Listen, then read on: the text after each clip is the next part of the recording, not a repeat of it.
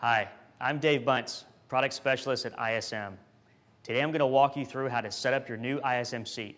It's important to note the unique design of the ISM seat, intended to help remove pressure off your perineum or soft tissue. Our seats typically require a conditioning period so your muscles can adapt to this new pressure point. So stick with it and don't get discouraged. First, we're going to set the proper seat height. Once you've installed your seat and hopped on your bike, it's important to note how your hips and feet feel. A clear indicator that your seat is too high is the up and down rocking of your hips as your feet are reaching for the pedals. Another indication is the pointing of your toes at the bottom of the pedal stroke. Simply lower your seat height to correct this. This may only need to be adjusted 2 to 5 millimeters. There are also a couple signs that will indicate your seat is too low. This can be noted by your heels dropping below the pedal at the bottom of the stroke, or excessive bend in your knees. Another indicator is muscle fatigue in your quadriceps. If you notice any of these, simply raise your seat height to correct.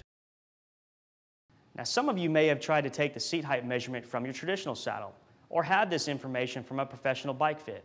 This is a great starting point, but you still may find yourself needing to lower your saddle a bit. Remember, ISM seats have a higher profile than traditional saddles because they're designed to put the pressure where it belongs, on the sit bones and the pubic rami bones. For this reason, it's very common to have to lower the saddle an additional 2 to 5 millimeters if you experience discomfort in your sit bones or chafing in your inner thigh. A simple lowering might be all you need. Next, you want to look at the seat fore-aft, or the front-to-back position. ISM seats are designed without the front 2 to 3 inches of nose, so it should hit about the midpoint of your thigh. Another way to look at this is you should have 2 to 3 finger widths of seat showing behind your body when properly seated. If the seat is too far forward, you will feel bunched up or may find the seat too wide at the front arms. Simply loosen the rails and move the seat back. If the seat's too far back on the seat post, you may find yourself reaching for the bars or feel like there isn't enough seat under you supporting your body weight. If this is the case, simply move the seat forward. The final adjustment is the seat tilt. This step is very important and always subjective based on the rider. When installing your new ISM seat, level the front arms parallel to the ground. This is a great starting point and might be exactly where you want the seat.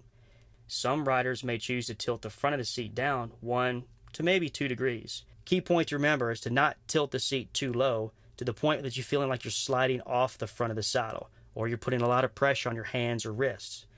ISM seats remove the pressure off the perineum or soft tissue region, so extreme downward tilt is not necessary. Everybody has a sweet spot. Don't be afraid to bring your Allen wrench with you and adjust it on the road till you find yours.